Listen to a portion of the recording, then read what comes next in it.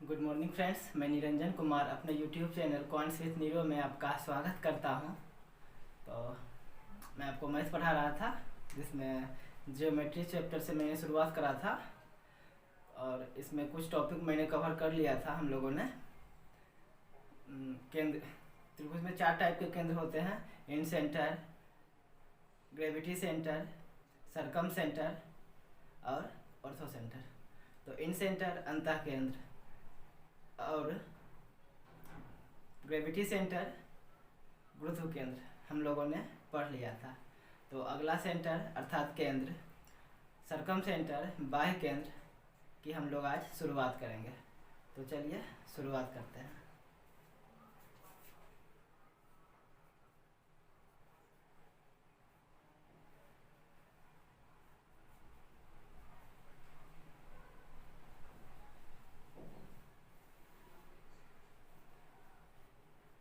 सरकम centre अर्थात बाह्य केंद्र। तो बाह्य केंद्र समझने से पहले हम लोग एक चीज समझते हैं, लंब समद्विभाजक।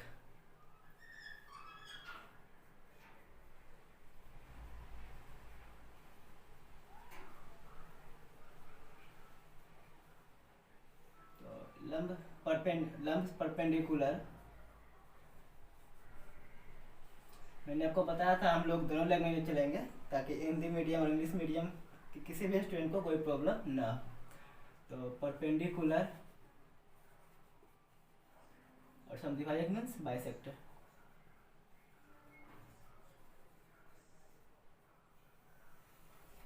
तो जैसे एबीसी कोई त्रिभुज है, ठीक, पहले लाइन पे ही देख लेते हैं। कोई लाइन है ए बी, यहाँ से कोई लाइन खींचा गया है सी डी ए बी पर, जो ए बी पर लंब अर्थात परपेंडिकुलर है, और ए डी ए बी को दो बराबर भागों ए डी और डी बी में बांटता है, अर्थात ए डी बराबर डी बी। जैसे ए डी बराबर डी बी हुआ तो ये सी डी जो लाइन है ए बी का संधिभाजक हो गया, और जैसे ही फिर सी डी लंब हो गया ए बी पर तो ये लंब भी हो गया, तो अर्थात सी डी ए बी का लंब संधिभाजक होगा।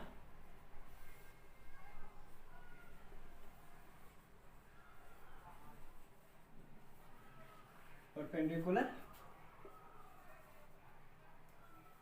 बाइसेक्टर, आई कैन से कि C D is perpendicular bisector of A B, of line A B. तो यदि अगर आप परपेंडिकुलर बाइसेक्टर किसी त्रिभुज में अगर हम लेते हैं, जैसे ए बी सी किसी त्रिभुज में मैंने लिया, तो ए से बी सी पर परपेंडिकुलर बाइसेक्टर खींचा जा सकता है इस तरीके से। ए डी मान लेते ए डी कोई परपेंडिकुलर बाइसेक्टर बी सी पर खींचा गया तो बी डी बराबर डी सी होगा। जैसे यहाँ पे ए डी बराबर डी बी हुआ था। परपेंडिकुलर बाइसेक्टर का मतलब यही है कि भुजा को दो बराबर भागों में बांटेगा और बी सी पर, जैसे ये भुजा पर लंब होगा तो यहाँ पे लंब भी होगा। और इसी तरीके से शीर्ष वर्टेक्स बी से ए सी पर बी एफ कोई परपेंडिकुलर बाइसेक्टर खींचा गया तो ए सी को ए एफ बराबर एफ सी अर्थात ये, और लंब भी होगा ए एफ परपेंडिकुलर ए सी पर। उसी तरीके से सी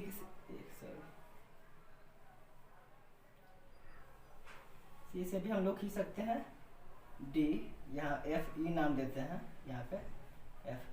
तो हम लोग देखते हैं कि तीनों परपेंडिकुलर बाइसेक्टर अर्थात लंब समद्विभाजक एक पॉइंट पे बाइसेक्ट कर रहा है, एक दूसरे को एक पॉइंट पे काटता है।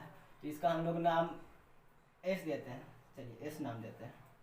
एस अगर नाम दिया जाए तो यही हमारा सरकम सेंटर बाह्य केंद्र होता है।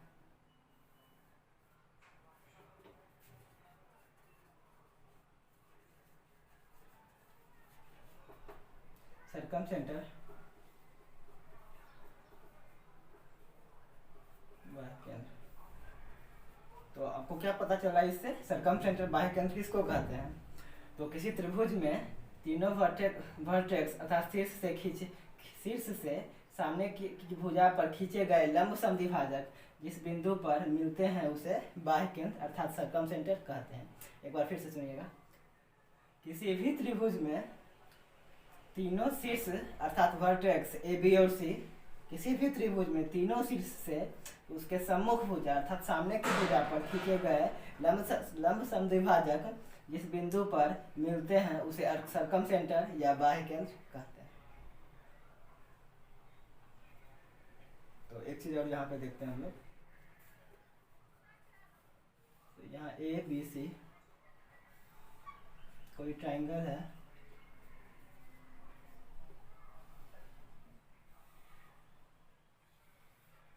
एस बाह्य केंद्र सर्कम सेंटर है, और डी ई एफ। तो यहाँ पे बाहर की ओर हम लोग सर्कम सेंटर को केंद्र मानते हुए अर्थात इस एस को केंद्र मानते हुए त्रिभुज के बाहर की ओर एक वृत्त खींचा जा सकता है। इसके शीर्ष ए बी सी से होते हुए एक वृत्त खींचा जा सकता है।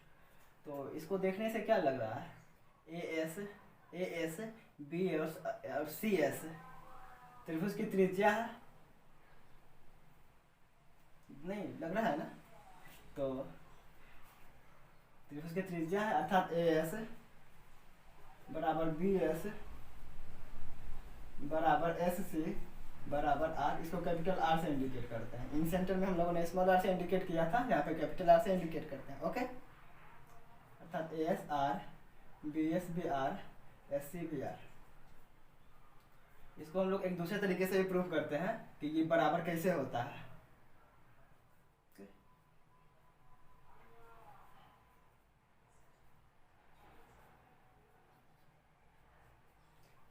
जैसे त्रिज्या है तो बराबर होगा ये, और मतलब एक दूसरा भी तरीका है उसे हम लोग प्रूव करते हैं आखिर ये बराबर कैसे होगा।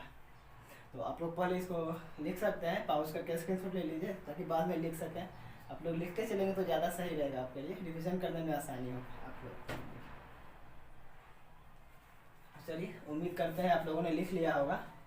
तो इसको एक दूसरे तरीके से हम लोग प्रूव करते हैं। तो इसको रहने देते हैं, बाकी तो हमको मिटाते हैं।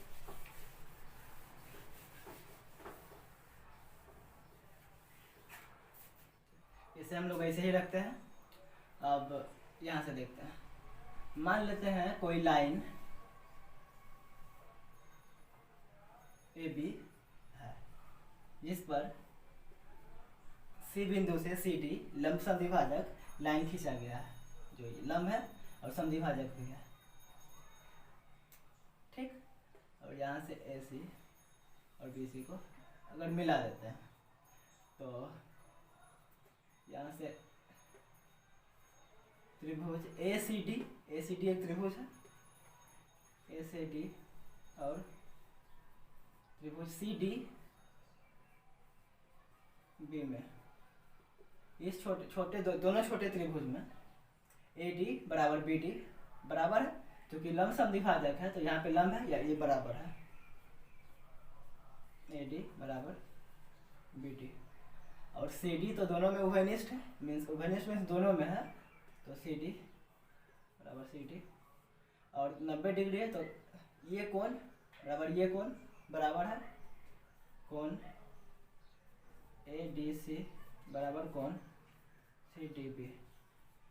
तो आप लोगों ने क्लास 10th या 9th में पढ़ा होगा कि अगर किसी भी त्रिभुज के दो भुजा और उसके बीच का कोण बराबर हो तो त्रिभुज सर्वांगसम होते हैं। त्रिभुज ए सी डी सर्वांगसम त्रिभुज, सर्वांगसम का ये साइन है, दो लाइन ऊपर से एक चिड़िया उड़ा देना है बस। तो ए सी डी बराबर त्रिभुज सी डी बी।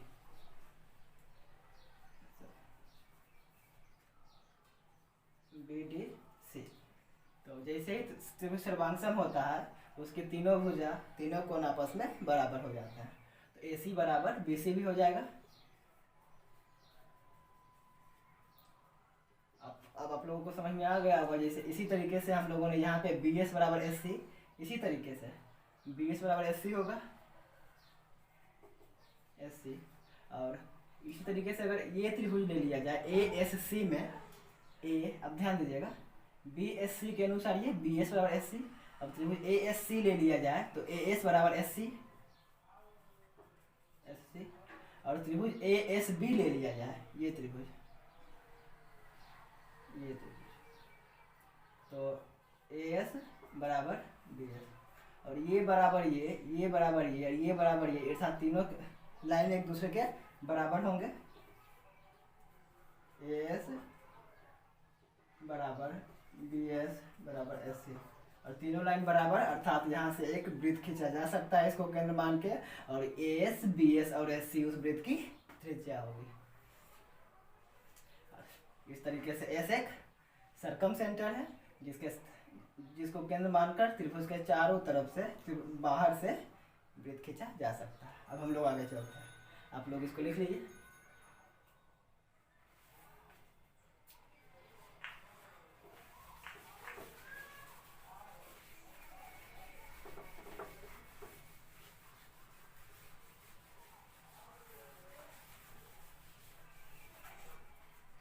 तो कुछ फॉर्मूला है तो हम लोग उनको करते हैं।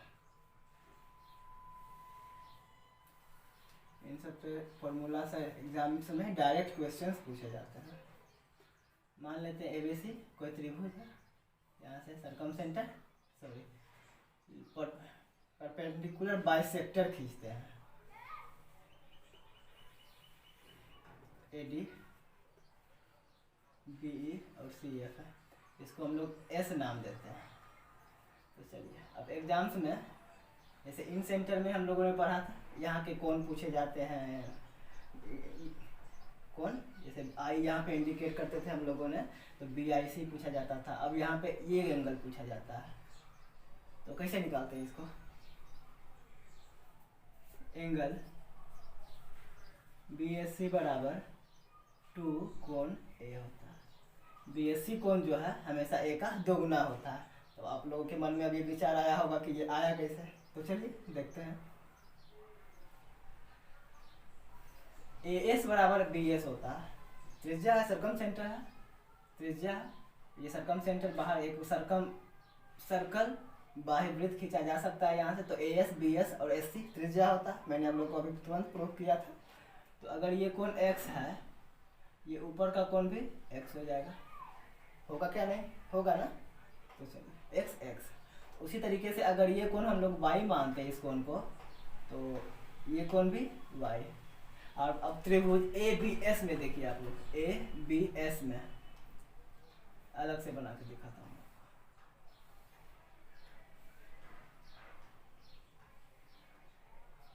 ए बी एस डी, ये एक्स है, ये एक्स है, तो ये कोण क्या हो जाएगा? क्या हो जाएगा?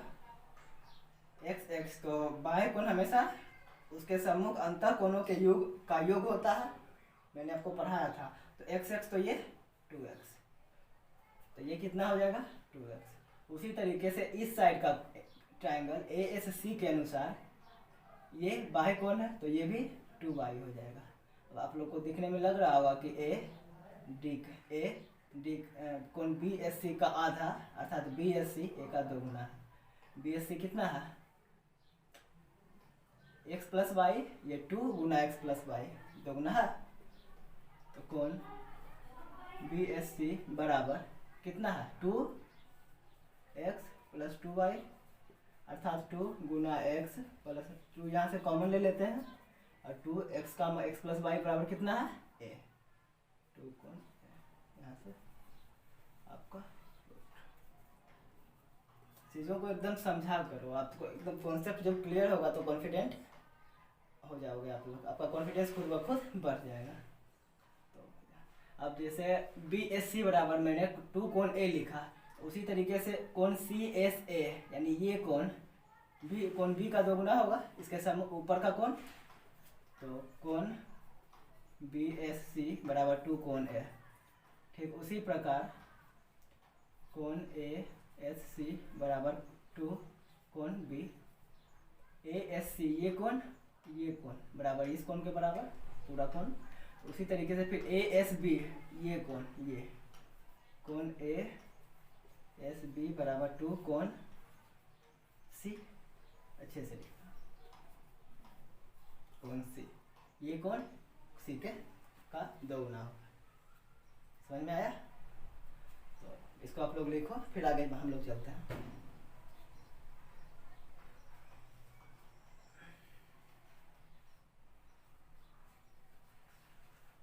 मिटा दें।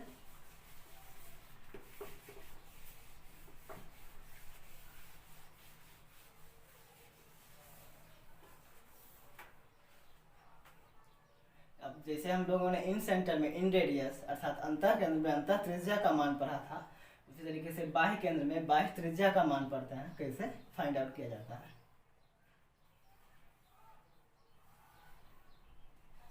ये एक त्रिभुज है ABC, ये इन सेंटर सरकम सेंटर है, ये कैपिटल R, ये कैपिटल R, ये कैपिटल R। ए के सामने की भुजा A, B के सामने की भुजा स्मॉल b, C के सामने की भुजा स्मॉल c। आगे हम लोगों ने नहीं बढ़ाया इसको, तो हम लोग बढ़ा सकते हैं। ये यहाँ मिलता है, यहाँ कोई ज़रूरत ही नहीं थी। तो ये कैपिटल R बराबर क्या होता है, ABC/4 डेल्टा। ABC तीनों भुजा का गुणनफल 4 डेल्टा। डेल्टा मीन्स क्या होता है, एरिया, वेयर डेल्टा बराबर एरिया ऑफ ट्राइंगल ABC का क्षेत्रफल। इस तरीके से हम लोग बाह्य त्रिज्या अर्थात कैपिटल R फाइंड आउट कर सकते हैं। अब हम लोग पोजीशन ऑफ सरकम सेंटर, जैसे मैंने आपको इंक सेंटर, ग्रेविटी सेंटर दोनों का पोजीशन बताया था, अलग अलग प्रकार के त्रिभुज में दोनों का स्थान कहाँ पे होता है, उसी तरीके से सरकम सेंटर का जगह कहाँ होगा, ट्रायंगल में, ट्रायंगल के अंदर, भुजा पर, शीर्ष पर या बाहर, हम लोग देखते हैं। तो पोजीशन ऑफ सरकम सेंटर, बाह्य केंद्र की स्थिति बोल सकते हैं इसको। तो फर्स्ट कौन सा त्रिभुज, समबाहु त्रिभुज, समबाहु त्रिभुज नहीं, न्यून कोण त्रिभुज, एक्यूट एंगल ट्रायंगल अर्थात न्यून कोण त्रिभुज। तो सरकम सेंटर बाह्य कोण, न्यून कोण हम लोग बनाते हैं, न्यून कोण त्रिभुज सॉरी। तो यहाँ पे जब खींचा जाता है ये मतलब कहाँ होगा, त्रिभुज के अंदर, ठीक है। ऊपर मिटाते हैं हम लोग।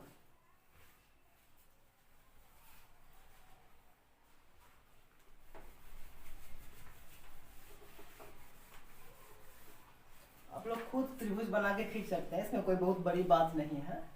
तो एक्यूट एंगल ट्रायंगल, सेकेंड अधिक कोण त्रिभुज, ऑब्ट्यूज एंगल ट्रायंगल, त्रिभुज ऑब्ट्यूज एंगल ट्रायंगल। तो चलिए, अधिक कोण त्रिभुज कैसे खींचा जाता है, एक लाइन इधर, फिर इस तरीके का होगा।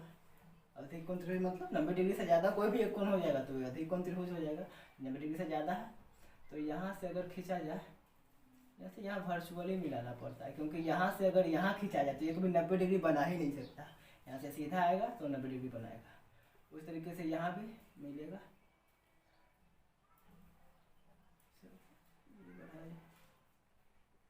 यहाँ से अगर खींचा जाए तो ये 90 डिग्री होगा, आगे मिलता है, ये भी यहाँ मिलता है, ये संदर्भित करता है फिर भी।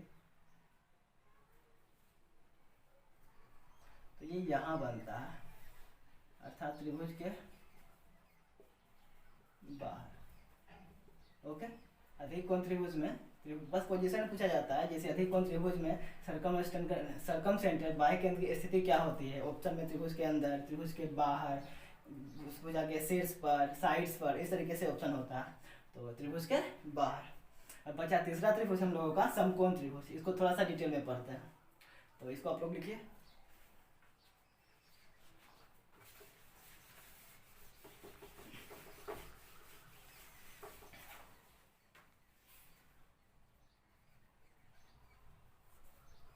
थर्ड ट्राइंगल है,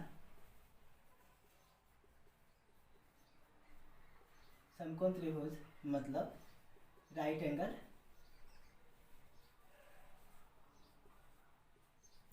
ट्राइंगल। तो चलिए राइट एंगल ट्राइंगल पढ़ते हैं। राइट एंगल ट्राइंगल में सरकमसेंटर कहाँ होता है? तो यहाँ से ए बी सी कोई समकोण है जहाँ बी पर 90 डिग्री का कोण बन रहा है, तो यहाँ से खींचते हैं ये है, ठीक यहाँ पे होता है सरकमसेंटर। मतलब AC आपको पता होगा, AB लंब है, BC आधार है और AC कर्ण है। तो जो सरकमसेंटर होता है वो कर्ण के मध्य बिंदु पर, हम लोग बोल सकते हैं कर्ण के मध्य बिंदु पर, यहाँ से इसे सर्कल खींचा जाता है। अर्थात जब बाह्य वृत्त खींचा जाएगा तो कर्ण AC वृत्त का व्यास होगा और ये केंद्र होगा। तो अगर ये व्यास होगा AC और AC के मध्य बिंदु S, ये मध्य AC के मध्य बिंदु पर होगा, अर्थात AS बराबर SC बराबर BS बराबर कैपिटल R, अर्थात इस वृत्त की त्रिज्या AS बराबर BS बराबर SC बराबर कैपिटल R बाय त्रिज्या। तो आप लोग देखिए, मतलब सरकमसेंटर समकोण त्रिभुज के कहाँ पे होगा?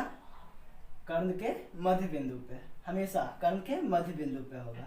और अगर मध्य बिंदु पर रहे तो AS SC और BS त्रिभुज की त्रिज्या होगी जो कैपिटल R के बराबर होगी, और AC इस सर्कल का वृत्त का व्यास होगा। इसको आप लोग याद रखें। तो ठीक है, तो अब इसके उल्टा सोचिए, थोड़ा सा उल्टा। तो जैसे मान लेते हैं यहाँ पे कोई त्रिभुज है,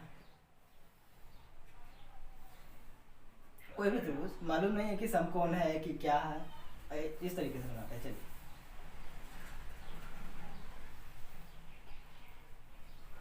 एक त्रिभुज है, ठीक है, कोई त्रिभुज है। तो यहाँ पे A B C और BD कोई लाइन है, ठीक, और ये दिया हुआ है कि AD बराबर DC बराबर BD, ठीक है। AD बराबर DC बराबर BD, ये तीनों बराबर है। इसका क्या मतलब है? अगर ये तीनों बराबर है तो यहाँ से एक वृत्त खींचा जा सकता है, और ये तीनों उस वृत्त की त्रिज्या होगी, और D त्रिभुज का सरकमसेंटर होगा, अर्थात कोण B 90 डिग्री होगा। अगर समकोण त्रिभुज हो, समकोण त्रिभुज हो और कर्ण पर यहाँ सरकमसेंटर हो, तो AS बराबर SC बराबर BS होगा, ओके।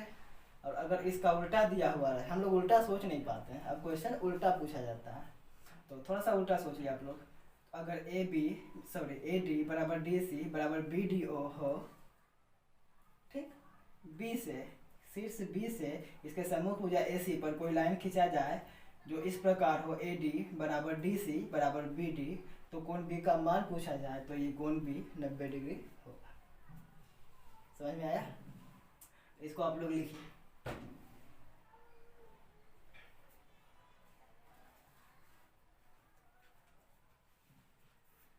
तो मिटा दें। अब एक छोटा सा सेंटर बचा है, एल्टीट्यूड लंब केंद्र, हम लोग उसको भी पढ़ ही लेते हैं। चलिए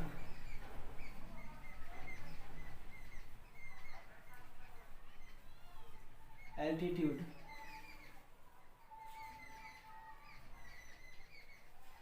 लंब केंद्र, लंब नाम से ये स्पष्ट है, जहाँ पे लंब मिलते हो जिस केंद्र पे उसे लंब केंद्र कहते हैं। नहीं समझ में आया? तो चलिए अच्छे से देखते हैं। ABC कोई त्रिभुज है, यहाँ से सामने की भुजा पर AD लंब खींचा जाता है, उसी तरीके से यहाँ भी लंब खींचा जाता है BE, और यहाँ भी लंब खींचा जाता है CF। एल्टीट्यूड मीन्स लंब होता है, लंब केंद्र का पूरा अंग्रेजी ऑर्थो सेंटर है।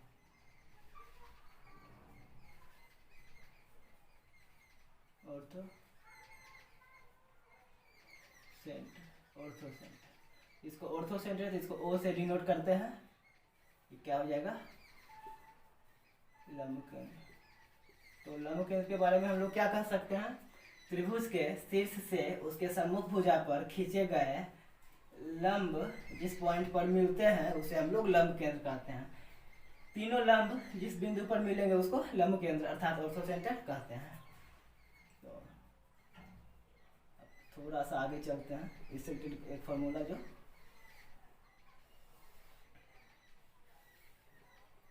ABC,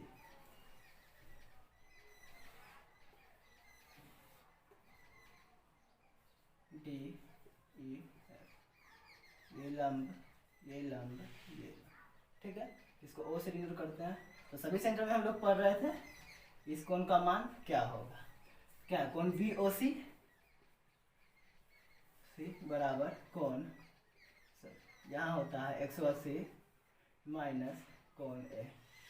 अब आप लोगों को लग रहा होगा कि 180 माइनस A कैसे आएगा, तो चलिए देखते हैं।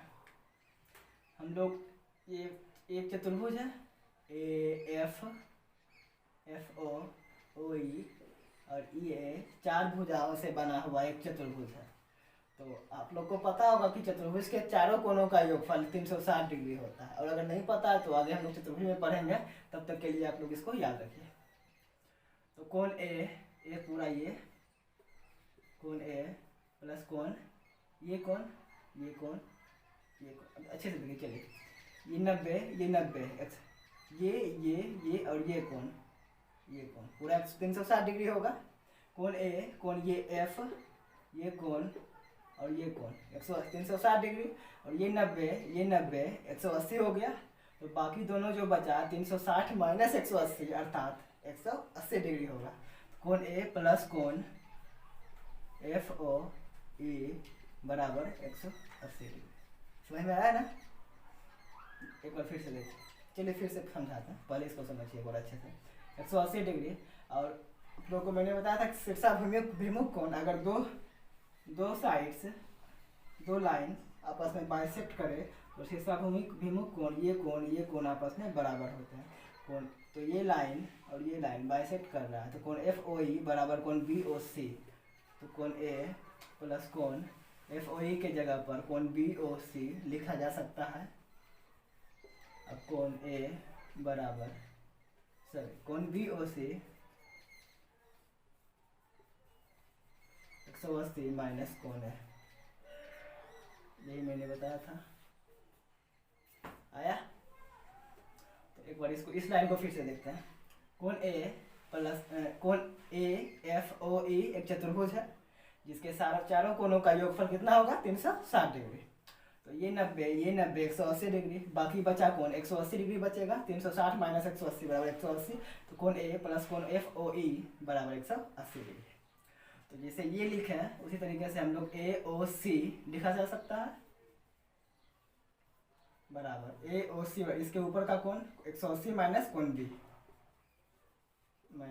B उसी तरीके से AOB बराबर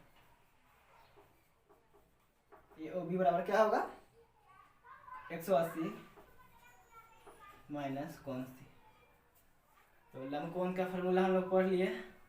अब बस लंब केंद्र का पोजीशन पढ़ते हैं, बाकी ये सेंटर समाप्त हो जाएगा, चारों सेंटर समाप्त। लिखिए इसको, चलिए बुझाते हैं।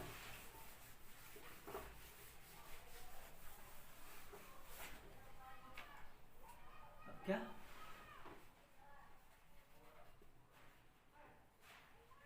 पोजीशन ऑफ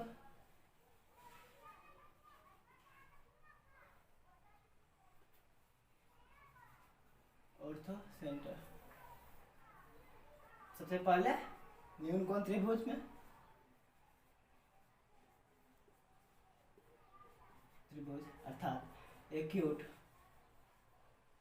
एंगल ट्रायंगल में, तो यहाँ से पता है क्या होता है।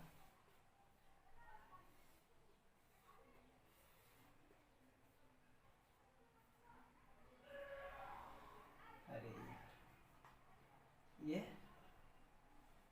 त्रिभुज के अंदर,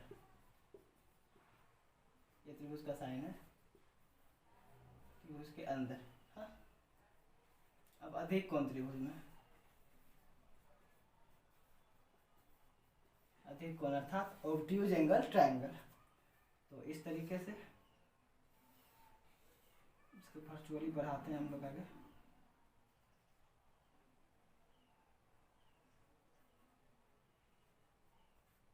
यह मिलता है, तो ये होगा त्रिभुज के बाहर। और एक थर्ड त्रिभुज है समकोण त्रिभुज,